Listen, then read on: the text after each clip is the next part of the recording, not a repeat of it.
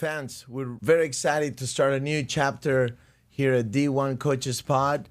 It is our first corporate sponsor, Protect. It is a hydration liquid supplement. We know them, awesome leadership, local company here in Fort Worth, and they're getting really big into sports like boxing and tennis, obviously sports that require a lot of hydration. No, and the best part of it is that it's liquid, so it's really easy to dissolve, and they have different flavors. They have a hydration product, immunity product, energy. I used it before my workout. It was pretty good, and coaching after, and the rest. So this one winds you down, which is pretty good. All natural ingredients, and yeah, we're loving the product so far, and thank you. Cheers. Cheers. Hello, friends. Welcome to D1 Coaches Pod. I am Coach David Roditi, head coach at TCU, and my colleague, Mahoreyana, and I am now transitioning into coaching young girls again and coaching mental performance and mental health. Yeah. in beach volleyball. And everything. Any sport. But I'm saying you're coaching young girls. Oh, club, beach volleyball again. Beach volleyball. Yes. I'm excited. We could not be more excited. Today we have a great guest, an icon, a future TCU Hall of Famer. I can say that because there's no way you're not. I'll just say that.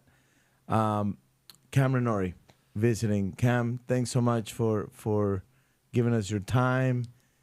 Be able to take a little time off. You're getting ready for the U.S. Open. Welcome. Thank you. Thanks for having me. Fort Worth, you keep showing up. What is it?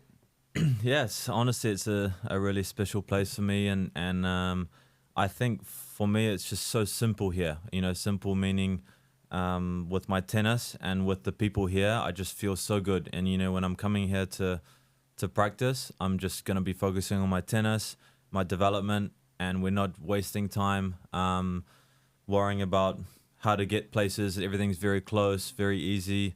And obviously I had a lot of good years in college here and a lot of good years development. So I think overall good vibes, amazing facilities. The boys on the team are always unreal players. So it's really good. And I think this week especially, typically I'm always coming here before US Open because of the heat and the humidity and get myself ready for US Open. But for me, it's a super special place, and it's so nice to have a base still in the US when I'm playing all the tournaments here. You know, you see a lot of players on the tour, obviously just staying in Cincinnati, and I think when you're on the road for a long period of time, especially when you're in that tournament environment, it's very tough to switch off. So I think I'm extremely lucky to have obviously if I have an early exit in one of the tournaments, then I have the time to kind of switch off from the tour, come to a place where I enjoy. I have people that I can trust,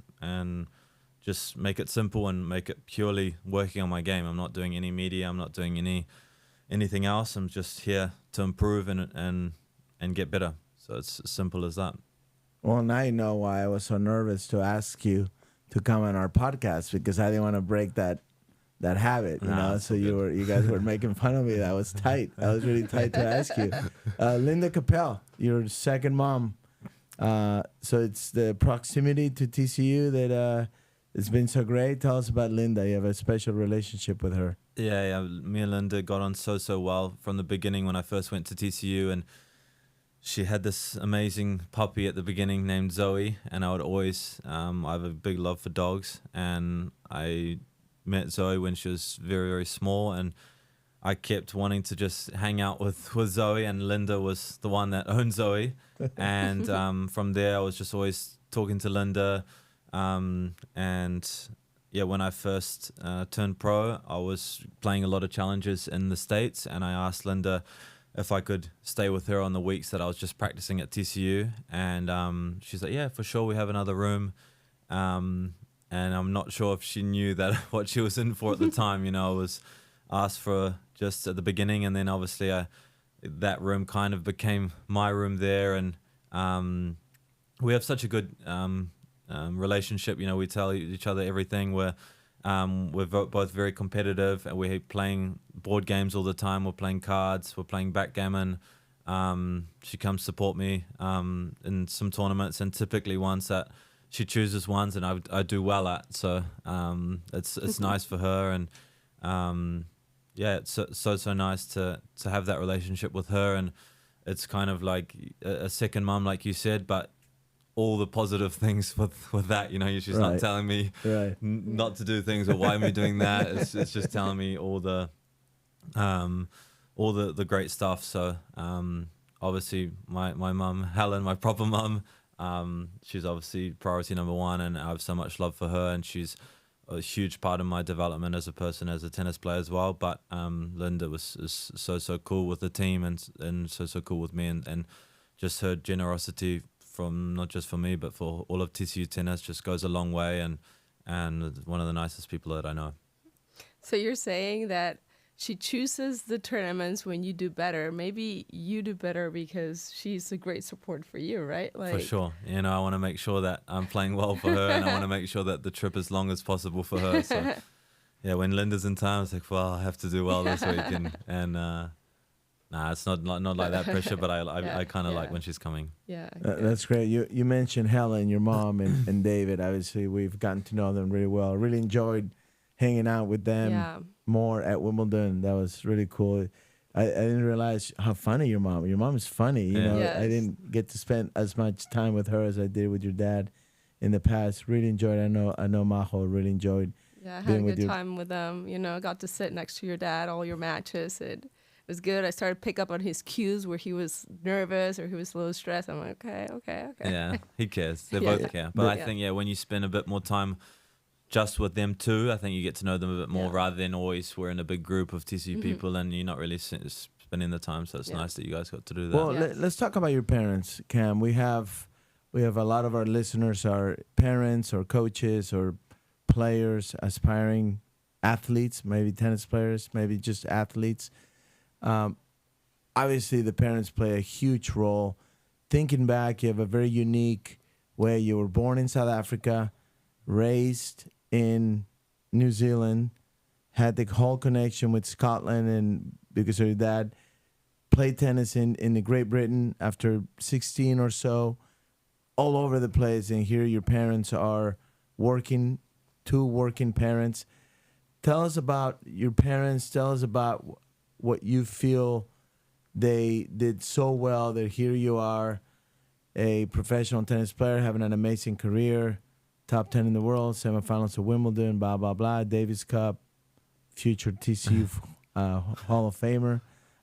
Tell us about them. Yeah, I think at the beginning in New Zealand, my parents did a good job of just kind of keeping me in all the sports. You know, I was playing soccer, I was playing obviously tennis, cricket, and doing like cross country for my school, and I was just enjoying doing all different sports. And I think obviously my dad was always taking me to soccer on the weekends and trainings, and then my mum was so dedicated, taking me to the early morning practices for tennis, and it was always me pushing, you know, always me, I want to go play, I want to go do this, I want to go do that, and they were never like pushing me to do it. They were always just like, okay, if you want to do that, we'll sacrifice the time, we make sure we're organized in the morning, we'll have start practice at 6 a.m. practice to be at school at 8, and I was loving it. I was wanting to do it, and I would go to practice, and while I was practicing, my mum would run, and then we'll have some breakfast quickly, and then she'd drop me at school, and I'll get to first class completely dead. But so that started with the dedication from my parents in that way, and I think they always done a great job just with tennis, especially when I stopped kind of the other sports maybe around 13, 14, and I was just kind of bored with cricket, you know, fielding. I was getting bored, and I was a pretty competitive guy, so I liked the 1v1. So that's why I stuck with tennis. And yeah, they were just super, especially with the coaches early on, they were just, okay, we give you to this coach, we trust the coach, and then they will never really get involved too much with trying to tell the coach what to do or how to coach me, or they had a very good eye for the people first of all. And I was with Mark Lewis at the beginning. His brother Chris was a finalist at Wimbledon, and Mark was so good. We just hit a lot of balls, and I just felt the trust already with him. And then a coach, James Greenhow, just worked a lot on my technique from 12 years old, 12 to kind of 16, 17, and he was so good. And they would just say, here's Cam, and not try to get involved, just fully trust the coach. And I think it allowed the coach to, have the chance to just relax and just work on it and make it very simple with me, rather than having parents, I think he should be doing more of this or more of that. And I think that was a good stance that my parents took, and I think it was probably pretty tricky for them, wanting to change things or have their perspective, but they always stayed very listening to the coach and listening to advice of a lot of people. So that was very good. And then I was playing in London. I was not really enjoying my tennis that much. I was a little bit burnt out. I was not used to. I was in normal school in New Zealand, and I was not really used to full-time tennis life. I moved to London by myself, and I was like a little bit burnt out. And I said, no, I want to go to university in the States. I had, I want to just enjoy my life for a little bit before I was ready to turn pro. I was not really ready, and I needed to develop my game a lot. I was still winning matches in juniors, but I was nowhere near ready mentally or my tennis. And then quickly I took some visits. I visited University of Michigan after first round US Open Juniors exit, very quick, like 3-2 to a random Japanese guy that I never heard of. Again, I still remember his name, Ken Onishi. And I visited University of Michigan. I had an unreal visit. It was so good. Went to Michigan versus Notre Dame football game. Huge weekend. I was enjoying it. I couldn't believe it. I ended up hooking up with a really hot girl that visit, and I was like, no, I'm going. I have to go. And then just the next summer, the coach at Michigan, Bruce Burt, got fired. And then I had quickly maybe 2 months, was it 2 months, to look at other schools. And TCU was one of them. TCU, Baylor, South Carolina, Oklahoma, and Tennessee. And I was in London, still living in London. I said, okay, I'm going to quickly do these visits, all back to back during the summer. Nothing going on in the school. Yeah. I came to TCU. And actually TCU was my, like, it was a Sunday here. Nothing going on in the middle of summer. I was just hung out with Trey, one of the players of the team, and one of his roommates, Ryan Dykstra. And we were just doing nothing. We actually went to Whataburger. I had my first honey butter chicken biscuit that night, and we were just chilling, doing nothing. And then I had like a week to make my decision. And actually, I was like kind of a little bit fed up of the whole process, deciding, listening to all the coaches telling you all the same stuff. We have the best this. And I was like to my mom, no, I'm done with this. I'm just going to go to OU. Just going to go to OU. I'm done. And she's like, no, like just have a sleep on it. And tomorrow, if you want to go to OU, okay, we go to OU. But I was just on the phone with her like late at night, and she was back in New Zealand. I was in London. I said, okay, I will go to sleep. And in the morning, I don't even know what happened. I just changed my mind and went to TCU. And I think for me, it was more of just a feeling of trust with you, coach. And I had one other friend coming who I played juniors with, Guillermo Nunez, and I just had a good feeling about the whole place. And yeah, it was a great decision for me in the end. I enjoyed it a lot. That was a big night for us. It was a big night. Great. Maybe we give thanks to Whataburger. To the Tooth Fairy. I got to talk. Well, first I got to talk to Trey. We got to do a better job on the visit. But no, it was not. It was a good. They did their best. They did their best. It was good. It's a Sunday in the middle of the summer. That's brutal. There's definitely no Michigan versus Notre Dame football game. No. I think if you came on a football weekend, you would have gotten. As you know, you would have gotten a different side of TCU, right? I think you had a good time here at TCU as well.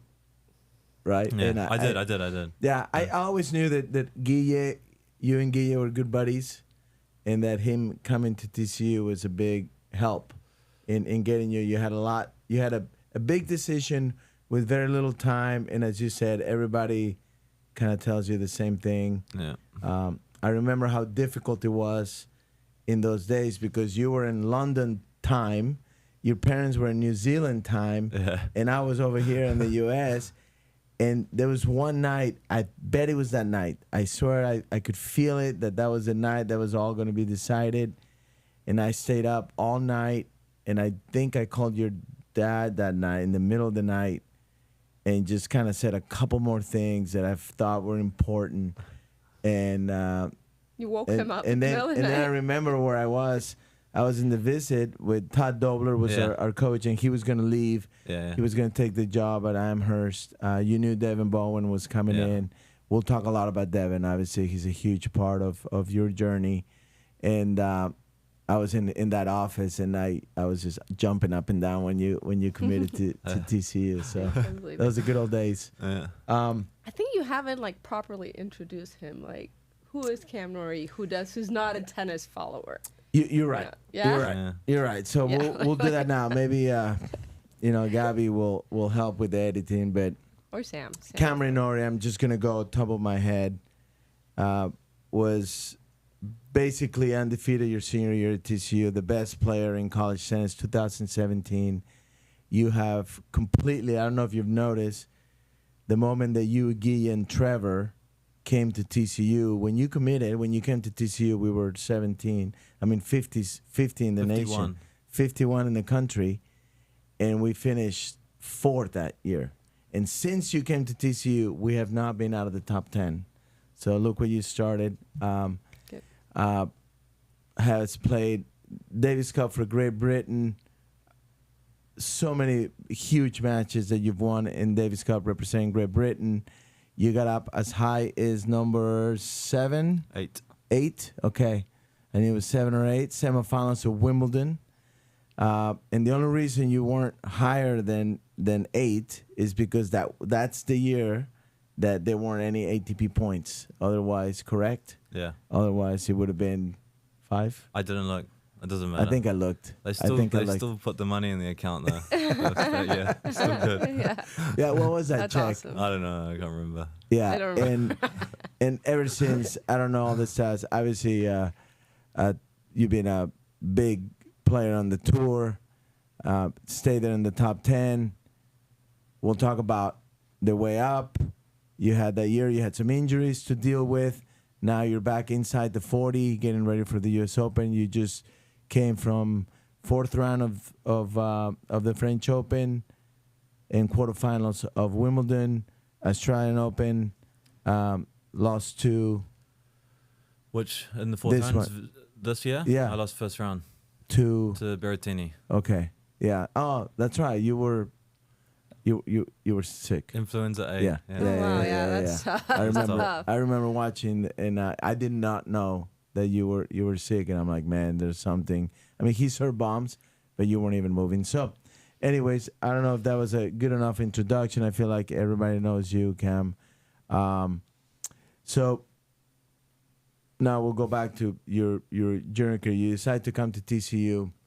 Now you're here at TCU. You had 3 seasons. Right away, a huge part of the team. You're playing anywhere from 1 to 3. Tell us about in general what was college, and this is not about TCU. This is just college and or TCU. That's those 3 years. What were the most memorable and helpful 3 years for you to where you are today? What would you?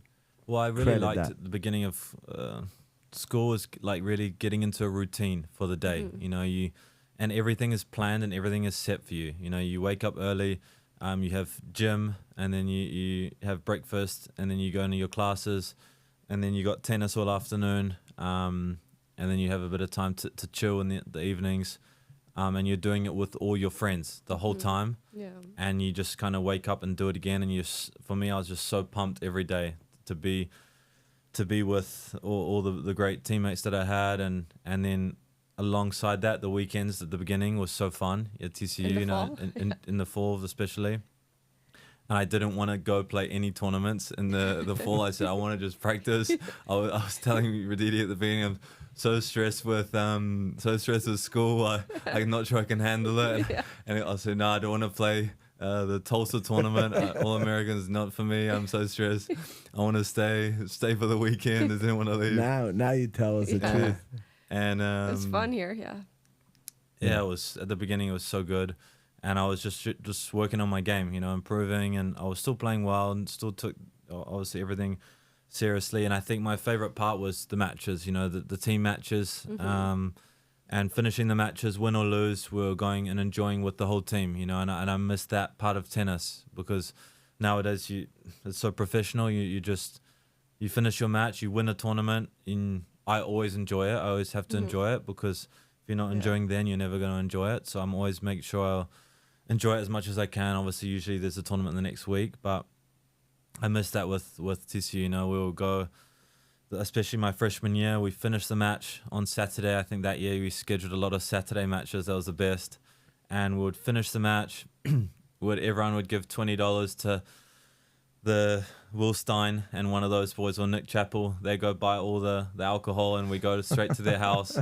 And I think that was maybe my best memory, just being at the house with the whole team, and we're just there talking about how well we competed, how well we worked, working on our game, and the doubles, different points, and we're talking all about the tennis. And I think that was really brought our team really close from those nights, just talking about all funny stuff. And obviously we were drinking and enjoying, but it was in a good way. And I think that gave us a good chance to get the national championship that year, and we gave ourselves a great chance. And obviously we made the final four. But it was a good first few years. Now I know he would always complain. He would always complain about, why are we playing so many Fridays and Sundays? And then the next year we go Friday and Sunday every time. I said, nah, we'll do it this year.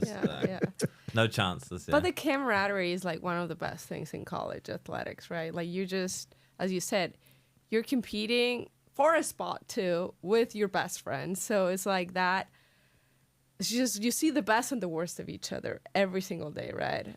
On and off the court. So I think it's just like as you and Faku, you've been together for so long, seeing every single face of each other, that just makes it amazing. Yeah, and I think at the beginning was quite difficult, because obviously me, Guille, and Trevor came into the lineup, and I think it kicked Trey out of the lineup. So for him, he was a good player, and he was one of our best friends at the time, and obviously still good friends. But we're hanging out with him so much and so close, and it was probably for him.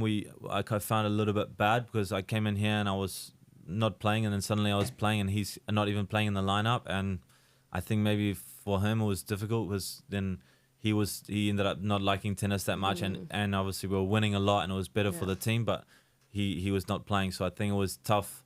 We got better, but then you can see the other side of it. Some of our good friends were not even in the lineup, and it was tough. Hard. So tough for some, but I would wish he was still playing on the team. Yeah, I saw those boys in Wimby, and I was like, man, why you guys quit the team? That was fun to see them there. I wanted you to stay on the team, and we actually needed that 1 year. We had injuries, and we needed Trey that year, and Hudson. And that was incredible. I don't think too many people know about that year. We went from having 9 unbelievable tennis players, and that's why Hudson and Trey, they're going to be seniors. They want to enjoy the social kind of, maybe, I don't know if they join a fraternity or not, but they quit the team because we have so many great players. And then in December, we have 3 surgeries. Yeah. 3 surgeries in December. Nava gets hurt. Alistair is not eligible. Guille was out a little bit, I think. Trevor had back surgery. And all of a sudden, we don't have any players. So I just called Trey and Hudson and said, all right, you're back on the team. You don't have to play any if you don't want to. You never have to come to practice. I will text you on Monday morning, tell you who we play and when we play. And if you want to show up, that'd be great. Just let us know.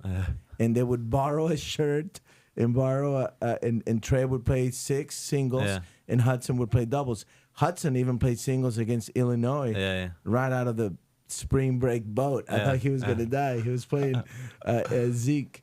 And he was beating him Aaron in singles. Hiltzig, wasn't it? No, it was Zeke. Zeke Clark. Zeke Clark, yeah. Yeah, and he was right out of the boat. It was incredible. But anyway, we can talk all day about memories. I have a question for you, Cam. So knowing that of some players make the lineup, some are in and out.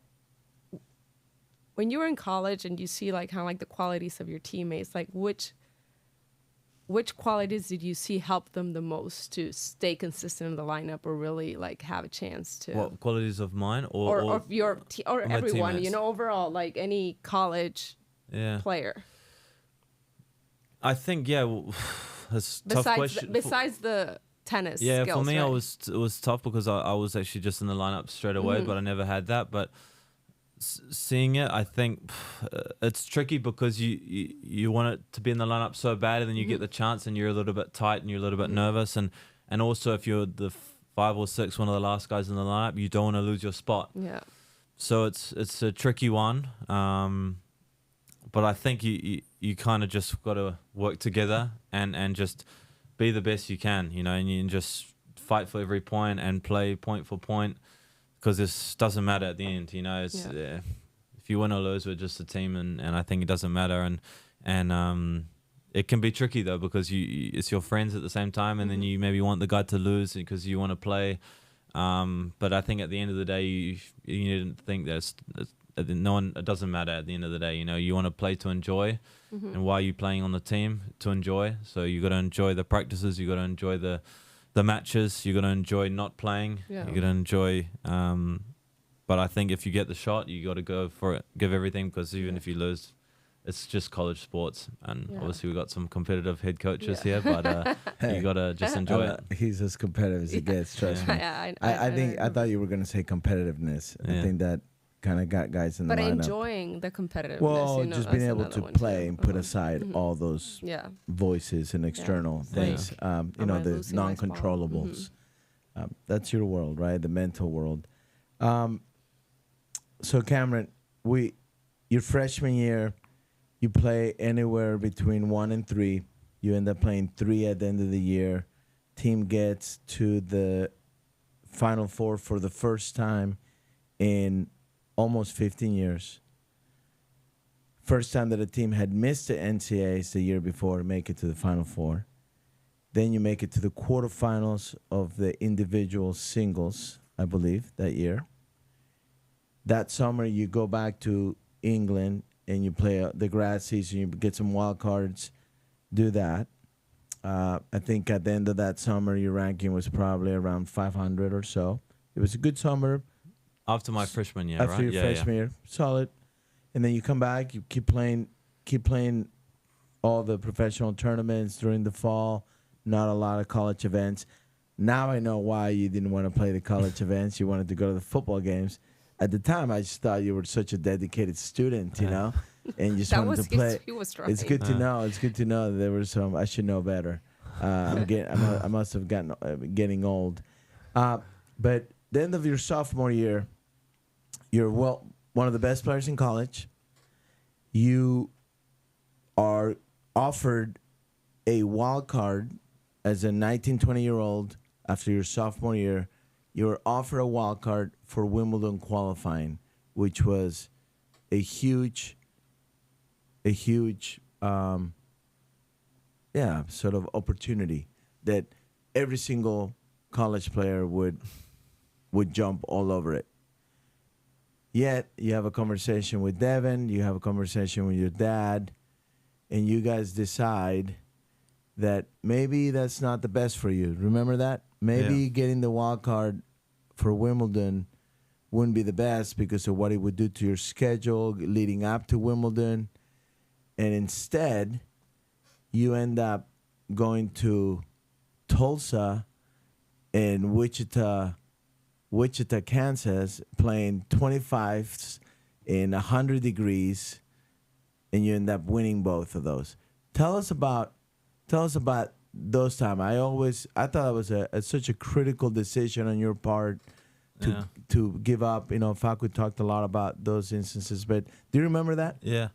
I was I was in Tulsa, Oklahoma, and I had one Australian friend that he was on the team there at Tulsa, and he's like, yeah, you can stay at my apartment. I'm not there for the summer. So I said, perfect. And I have a car, you can use my car.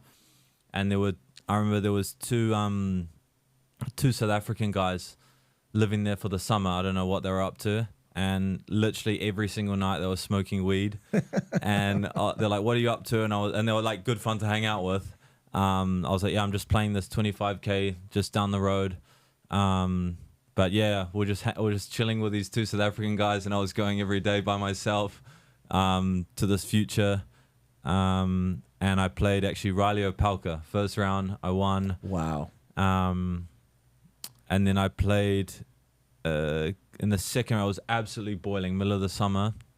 I played Clay Thompson, I think, second round. And I remember I was like sitting there breakdown, and I threw up all over the court to stop the match completely. And then I chopped him. And then Mitchell Kruger, I played in the next round, 1 and 3 sets.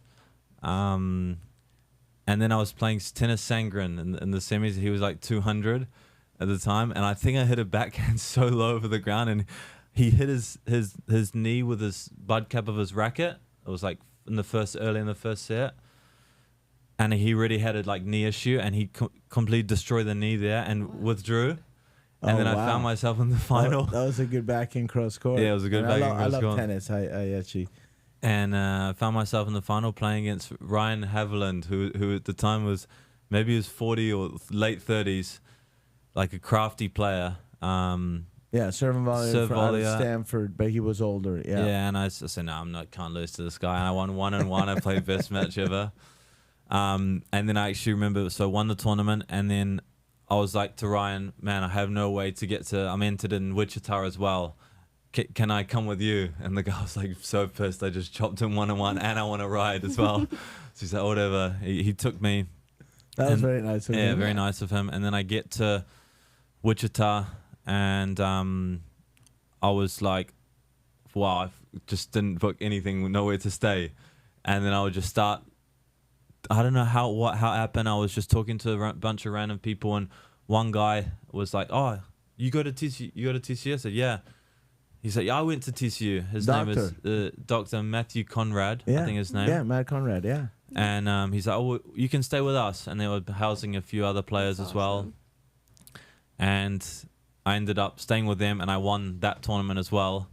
So two 25s in a row. And then I think I was dating a girl from Michigan at the time. We went to Lollapalooza after that. I enjoyed Lollapalooza. Devin wasn't too happy about that decision. Yeah, I went to Lollapalooza. Perfect refresh. I enjoyed a lot. And I saw Flume, one of my favorite artists, is an Aussie DJ. And then I was like, there's a challenger in Aptos, California. That was later. That was at the end of the summer, the Aptos one, right? You made it to the semis of another challenger, maybe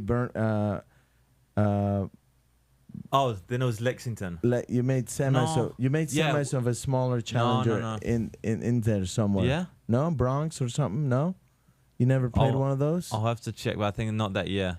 Okay, because Aptos was at the very end of the summer, right? Almost right before school started. Well, I maybe chill in Michigan a little bit longer with my girlfriend, and then, then I remember rocking up to Aptos, and I would not play in like a week after that, and I had to play qualies, and I ended up qualifying, and then somehow I made final, and I was playing Dan Evans in the final, and he was like 60 in the world at the time. That was 100,000. 100,000 was a big tournament. Huge tournament. And I think everyone like lost in my section, and I played like Evan King, I played Sekou Bangora, I played Eric Quigley, like all college players, but beatable. And I was like, I think I can beat these guys. Like, don't think they're that good. And end up made the final. And then I was literally after that, me and Dan crushed it on a night out in San Francisco. Good night. That's a whole other story. Yeah, right? Another story for another time. Yeah. And then did like a week training in IMG. Some of the British guys were training in IMG, and at this time I was like 270, and I was suddenly like, wow, 272, if I remember 272. right. I said, wow, this all happened too quickly. Now I have to think about if I want to go pro or not, Yeah, that was the end of your sophomore year, right? Now you have a big decision. Yeah. I remember I couldn't even talk to him because all I wanted to know is he coming back in the spring or not? And he has every reason to go on the tour. You had the LTA, the backing. I thought their attitude was awesome. They kind of gave you the time. You had your Manuka sponsor ready, and you decide to stay for one more year. And that's the year that you basically went undefeated. You lost one 10-point tiebreaker. I'll take blame for that. Do you remember that? You were mad at me because I didn't tell you. Oh, I just didn't know we were finished. I thought it was a clinch match. You were not whatever. Happy. You were not happy with me on that one. That's all right. So that's the only match you beat. You beat literally. You finished one in the nation that year. You beat the number 2, the number 3, the number 4, the number 5, number 6. You opted not to play the NCAAs. Yeah. Correct. Tell us about that decision. You're not playing the NCAAs. Well, I obviously came back to try win the NCAA's team. Right. We didn't. Lost in the quarterfinals. And yeah, we had a really good team that year, but I don't think some of the guys were that committed on the team that year. I felt, and I think a little bit maybe a regret was not speaking up to some of the guys, because I was always a guy I wanted to just be example and work as hard as I can, but I would never want to tell them, why are you doing that? Why are you doing that? Because it's kind of up to them. But yeah, I think looking back, I think I could have been a bit harder on some of the guys, but I don't know if it would have changed them. Some of them were quite stubborn, like me maybe. And yeah, I was just kind of ready to turn pro, and I was talking to Devin, and I was like, man, I just checked the list. I'm only like a few out of French Open qualifying. Should I go play qualifying, or what should I do? And he's like, man, come on. Why are you going to fly to Paris and in 3 days never hit a ball in the clay and start your career off getting absolutely whacked by someone in the qualies? He's like, why don't you just not play NCAAs? You go prepare properly on the grass. You go practice on the grass. You have a wild card into all of the tournaments, and just give yourself a shot at least to prepare. And I just flew directly from there. And just got myself ready for I played a challenger. You got a wild card at Wimbledon. Wild card at Wimbledon. Played Songa first round. I played Songa. Yeah. Quick one. Yeah. No, I mean there's so many things we can go back to. One question I always had: we had very relaxed rules about uniform, right? You can wear any purple shirt, any gray shirt, any white shirt, any white, gray, or purple or black shorts. Just can't wear blue, green, red. And you know where I'm going with this. You had that shirt that it looked comfortable, but it had like this red sleeves. And you were just determined. What was up with that shirt? You were just determined to wear it at practice. Tell me now. Honestly, I like the material was so good, that shirt. It did look comfortable. It did. It was a nice shirt, honestly. It's kind of like the one you're wearing right now. That was it. It was a nice shirt. And I think you get used to wearing, I mean, you must be so sick of wearing purple, but you're wearing the same stuff all the time. And I see it a little bit. I saw now with Pennington Jones a little bit. I saw he would never want to wear the same stuff, like the same clothes as everyone else as well. You are correct. But I don't know. You get sick of it. You're wearing the same stuff all the time. So and we have a very loose because I'm the same way. Yeah. I'm the same way. There are teams where you our team. You have a uniform. Yeah. You wear this shirt on Mondays. Yeah. You wear this shirt on Tuesdays or whatever. It's just like you can wear anything. Just not green, blue, burnt orange, obviously, and red. And you know our team building and our courts are not. Not right next to each other. You gotta walk down that path. Also, and we're like, you miss your you're like, Cam, you're gonna have to take that shirt off. And you would walk. He was so sorry. You would walk all the way down to the courts. Cam, You can't practice with that shirt. Oh man, he would go all the way back. Just trying. You know, something you forgot to say in your routine is that you were unbelievable. Regardless, there's no secret you were social, and you made it very clear that you were in college to. You weren't ready to be a professional tennis player. You wanted to be a college student. You wanted to experience the life outside of just tennis and academics. And oh man, I totally blanked out. Like there was one thing that you said. I completely blanked out. No, you said like there was one thing there was no question about. Oh, him. that you forgot when you talked is regardless of what went on, regardless of how little sleep you might have gotten, less than maybe I thought at the time, I don't think anybody has ever had as many individual hitting sessions as you did. And when you were talking about your day, you wake up, you have a good breakfast, you go to the gym, you didn't mention that hour and a half of individual work with Devin. Yeah. Tell us about Devin. Tell us about all that time you spent with Devin. There was obviously a lot of work on the court, develop a great relationship. In my opinion, you can tell us, all about that. Yeah, I think maybe Devin was probably the most important part of my development. I think, just the sessions we'll have. Typically, it was, gym in the morning, and then I would practice with him around 11 or something like this. And I think just Devin from the beginning, his work ethic, he will not say too much, and he will just kind of his professionalism, his work ethic, his habits, they just kind of rub off on you. And the way he sees the game of tennis, very black or white, very you do this, you do that, or you have this mindset, you have give yourself the best chance. And it just really was for me very simple to look at the way of tennis the way Devin sees it. And there's no secrets, he obviously makes that very clear. And I think just the way we worked on my game, and he had a very clear vision of my game and how I wanted to play and what he wanted to do with my forehand, my serve, my backhand, my movement, my volleys, just everything. And I really liked being on court with him, not just on the practices, but in the matches too. And I think obviously, he was very complimentary, and then very, very tough. If you do something wrong, he'll make sure to tell you, or if he sees anything wrong with anyone, he'll speak up and not afraid to give his perspective.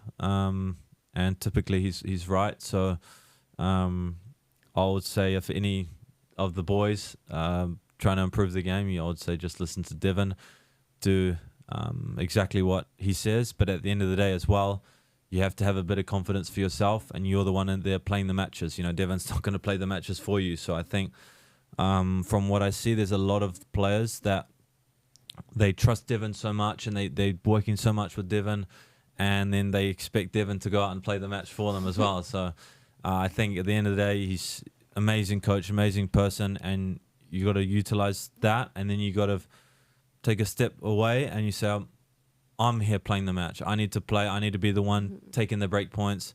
Devin's got my back. Roditi's got my back. We've prepare everything we can. We're ready to play together.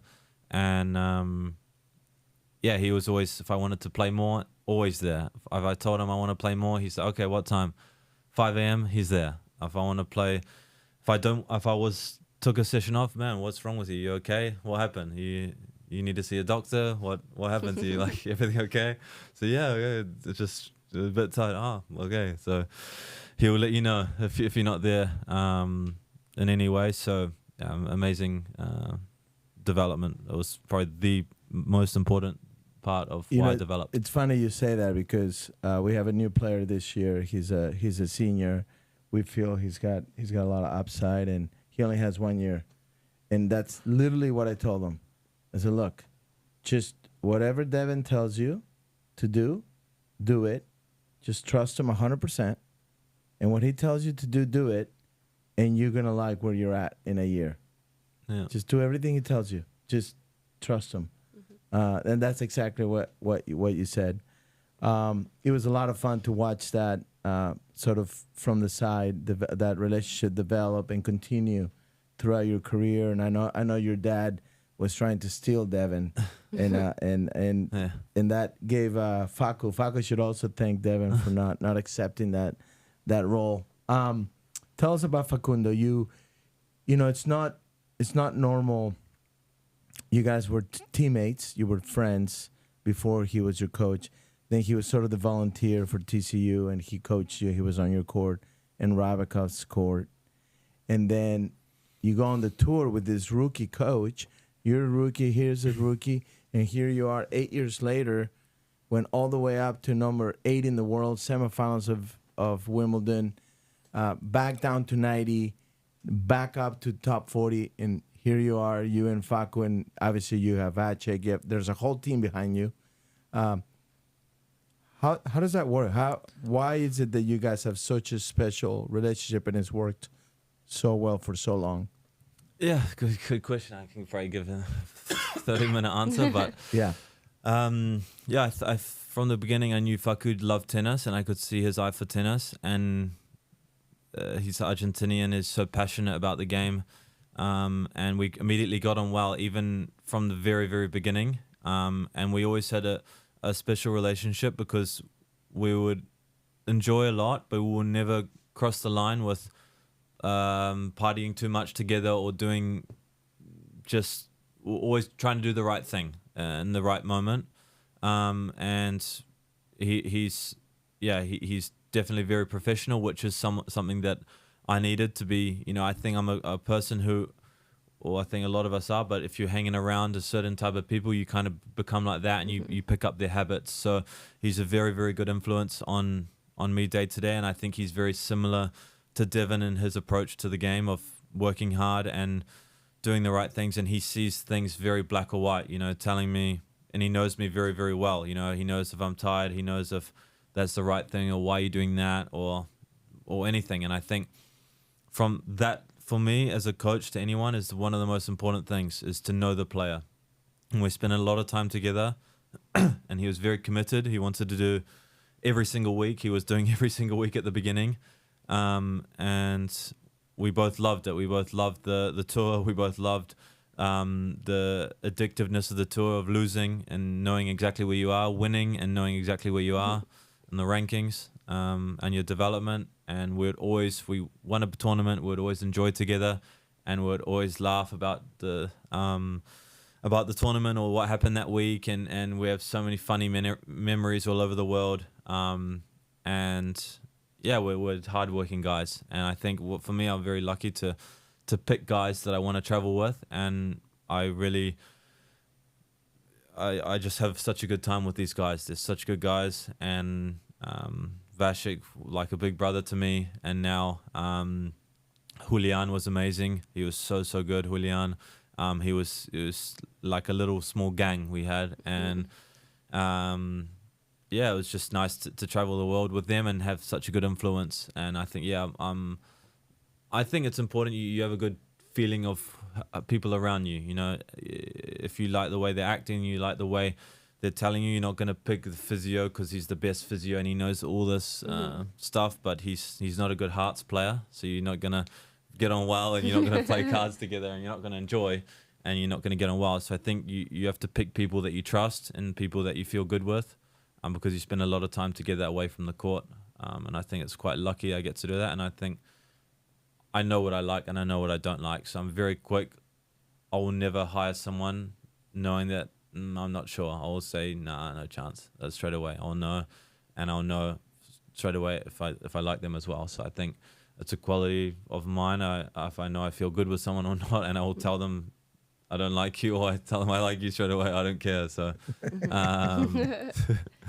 well, credit to you, Cam, because that's it shows a lot of trust, there, and you a lot of players, when things go well, everything is great. Yeah. But then when things don't, and your sense of sort of accountability and always looking for a better way to do it, and saying, okay, what do we have to do? It's just been awesome. Obviously, I feel like kind of like a grandpa here, sort of, with two of our guys, working together. obviously we're always paying attention to that, and it's been such a pleasure, and you both deserve so much credit for being so professional, both of you, and keeping it. Yeah, you got the business side, but also the personal side, and it's awesome. We never know what could happen anytime, but it's been so heartwarming for all of us to see the two of you together. And as you know, Cam, you go out there, you play the world, and there's 14. I feel like you started this epidemic. 14 players in the top 100 that played college tennis. There was a moment that Benjamin Becker was there before you, and I mean you became that college guy that got to the top 10. Benjamin Becker was never able to get to top 10, and you kind of became part of your identity. There's no secret that TCU and myself and Facu wears the TCU gear, but just letting you know how proud and how much joy you have given back to TCU and our TCU fans that are at our school administration. You're out there just playing what you love to do and doing, it's your business, it's your profession. Just knowing what is that, when I talk about that and that influence of people just following you and being so proud of always being so open, allowing, myself to sit on the box or whatever, supporting you. How does that make you feel? Like when you kind of think about those little things?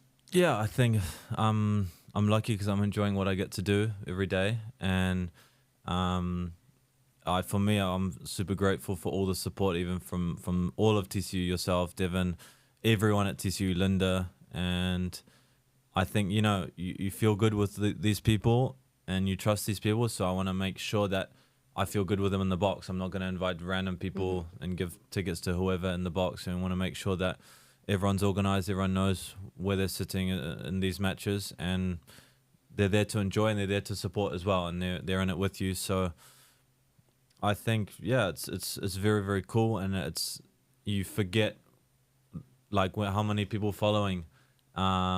Even walking around the tennis center, is a random guy saying, "Oh man, I was watching you at Wimbledon," and you forget, wow, there was probably one random guy in Texas who's playing and living in Fort Worth, no idea, and he's there supporting me, a British guy or British Kiwi guy who he never knows nothing about, and just because I went to TCU, supporting me. So I think that's quite cool. You get to touch so many different people, and you got people supporting you from all aspects of the world. So I think I'm pretty unique in that respect. And I think that the whole system is so good with how the college system does it, and it keeps the people in it, and it's unreal to see, Faku with the TCU hat they're supporting, and the cameras going to the TCU, and seeing everyone there, and the British media thinking that you're my sister. Yeah, no, and thank you, Cam. That was amazing that, I was able to sit in your box for your matches. I was so excited to go to Wimbledon. I was telling David before, it's like, you don't understand how excited I am. I was so excited, but it exceeded my expectations. Like the whole experience and being there and just so close, and kind of like how you interacted with your team, point by point. Yeah. And man, like you feel like you're part of it, it's kind of. And you were pretty lucky. You were the last on. I was doing the box every time, and you were the last seat every time. So you made the cut by one. Let's go. Awesome. You were last. Thanks, Wimbledon. You get that right. And it was good fun as well. We enjoyed every night and after the matches as well. So it was good. Just know it's my way of thanking you from, and I'm speaking not just our tennis team. I'm talking about the university, the athletic department. It's it's a time of I don't know how much you follow athletics, collegiate athletics. It's a time. There's a lot of uncertainty right now with Olympic sports, and the universities are now having to share $20.5 million of revenue with athletes, mainly football, baseball, basketball at TCU. So there's a lot of uncertainty in what went on, and what you're able to showcase a university like TCU at Wimbledon. It goes way beyond us. So I can't tell you how proud we are, how much attention. We went to Chicago to do a fundraising event. There was not one person out of the 50 people that I talked to that's not the first thing they mentioned was, oh my God, Cameron, well, it was so awesome. Oh my God, so oh my God, the coach. Who is that coach? He's one of TCU. He's like, yeah, he was also a player at TCU. So it's just all the time, nonstop. And you could at any point. I'm just telling you right now, you don't have to do any of that, any of it at all. And we're so thankful. And so I just want to thank you. Is basically what I'm saying. You've made a lot of people proud. Feel free to share the profits of the fundraising with me if you want as well. Well, it was a university fundraising. I wish you went to TCU. The boys are, trying to sell some water. I saw it. They It's got so a good. It's TCU good water. water. It's really good water. So good. Good water. Both. I don't know if you like still sparkling. The sparkling one's amazing. It's amazing, So right? good. It's so solid. it's It good. really is. I think people think it's legit water. So I don't know. I don't even know if I'm allowed to talk about It's just our tough guys. to be drinking it and see Pedro's face there. Not easy. Yeah, you can put your phone on the QR code and the video plays. I know. Yeah. So, but look where you It's started. Ever So since good. you went to TCU, Cameron, TCU has never been out of the top 10.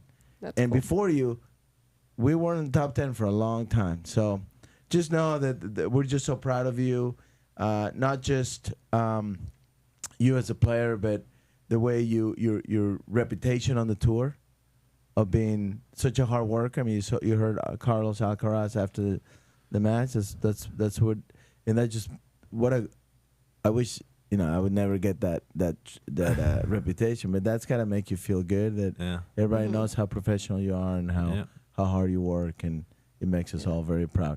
Yeah. Kids out there listening, athletes, not just tennis players, what would you say to a 10-year-old, 15-year-old, and then a college player? Let's start with a 10-year-old. What would you tell a 10-year-old and the parents? I would tell the 10-year-old to be yourself. Whatever sport you're playing is to be yourself. So it's not easy to know what you like to do or what works best for you. But I would say if you like to get loud, if you like to be silent, you just got to be yourself. Whoever you are off the court, you got to be yourself on the court too. And I will say, just if you're not enjoying it, you just stop. There's no point to do something you're not enjoying in sports. Obviously, you can't enjoy all aspects of it. And to the parents, I would say just say let the kid play. Let the kid make his own decisions. Let the kid lose. Let the kid figure it out for himself. And yeah, I think you gotta just most of all you just gotta enjoy it as much as you can, and it's not. Does that change as they get older, or is still the same exact message? Let's say an 18-year-old or a 17-year-old, top, whatever. It doesn't matter what level. Yeah, I think it's. I think as you get older, I think you gotta just try to keep good perspective, and not. It's so easy to put so much pressure on yourself, and you say, I really need to do this, I really need to do that. But actually, you don't really need to do anything. You got to play match by match. You got to play the point for point, and I think you got to have good people around you trust, and I think most of all, I think if you got to just be yourself. And what I mean by that is if you want to snap or you're not happy with something, you tell someone, or you voice that opinion. Or if you're not happy on the moment, you want to break your racket or throw something, you do it, and then you move on and let it go. You're not trying to fake and be someone you're not gonna be, and not just walk around the court and try to pretend like you're feeling relaxed when you're not really relaxed. You got to let it out, and you got to just be yourself. And I think if things aren't going well, you got to speak with the support you have and tell them, and you make a plan for the next day. How can we do things better? And I think with tennis, it's so easy to look at, you have so many losses and so many bad results in your own mind. So you got to take a loss, and what can we learn from this loss? And we can be pissed off for 2 days, whatever, be pissed off, it's great. And then when we go to the next one, how can we do it better? And I think it's at the end of the day, there's always going to be things coming at you with different everything's just a distraction at the end of the day. So this thing is trying to distract me. So how can I just work on my focus? At the end of the day, it's all focus. And if there's going to be girls, there's going to be money, there's going to be pressure on yourself, there's going to be injuries, there's going to be things you never even thought of coming. So all of this stuff going on, it's just things trying to distract you, and it's how good are you of trying to block that aside and laugh at it and say, okay, now we got this thing to deal with, that's great, and then how can we just acknowledge it and then keep going towards with whatever you want to do. I'll say that's be authentic to yourself. I would say, yeah, I mean, like, not to the point of just every time you play you're snapping all your rackets because you're trying to be yourself, but just I think it's better to let it go than to try bottle it up and to try be calm or pretend to be everything is good, and then at the end of the day you're always going to get found out, especially in a high pressure situation. So yeah, just at the end of the day you're playing the sport. I'm talking about sports, but it can relate to anything, but you're playing the sport to enjoy the sport. You like playing the sport, so let's play the sport and enjoy. And I like feeling the ball on the racket, and I like taking my backhand early. I like making people suffer, so let's try to do that. Let's try to make the other guy suffer today, and let's talk shit on the practice court. Let's joke around, and then when Faku's saying something, I'm listening. I'm trying to bring in. He's not telling me something to make me feel bad. He's telling me something to try to help me. He's not. So you just let it go every time and take it on board. So and it seems that you have, from what I'm hearing, like a really good support system overall, in the sense of Faku and your team they know you so well that they complement this whole sense of like you need to have fun, you have to enjoy, you play games, you do all this stuff that is actually avoiding you from burning out or hating your sport. So I just see that that's super cool, and that's probably one of the reasons you guys are such a good team.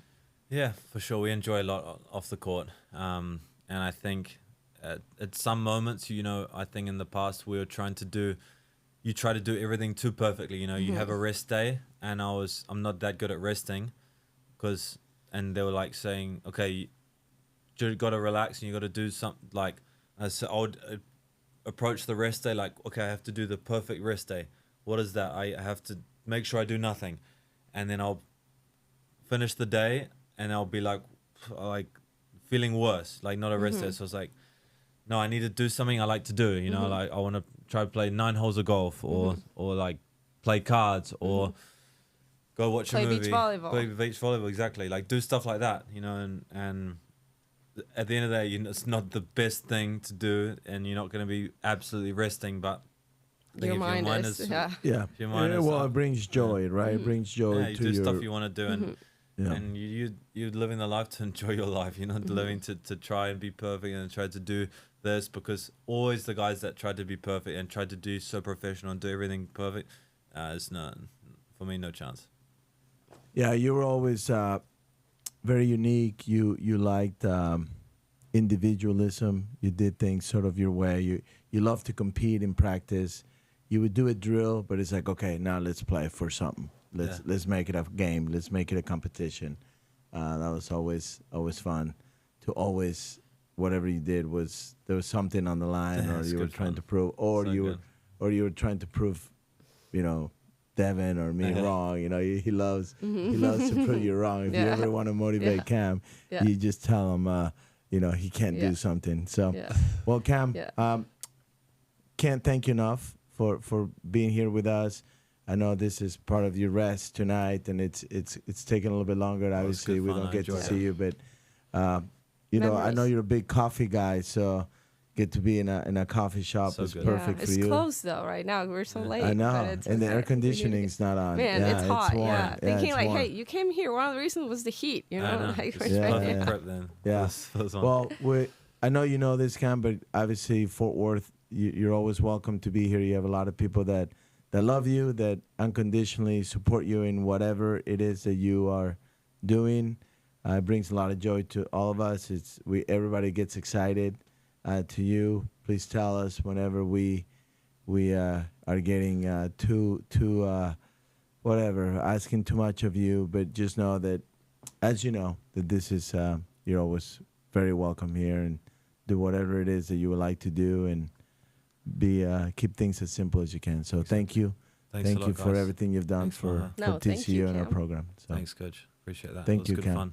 well, with that, just want to say from the courts. To the sand. This is D1 Coach's Pod. We'll see you in the next set. Please follow, subscribe, share, and tell us what you think. Thank you.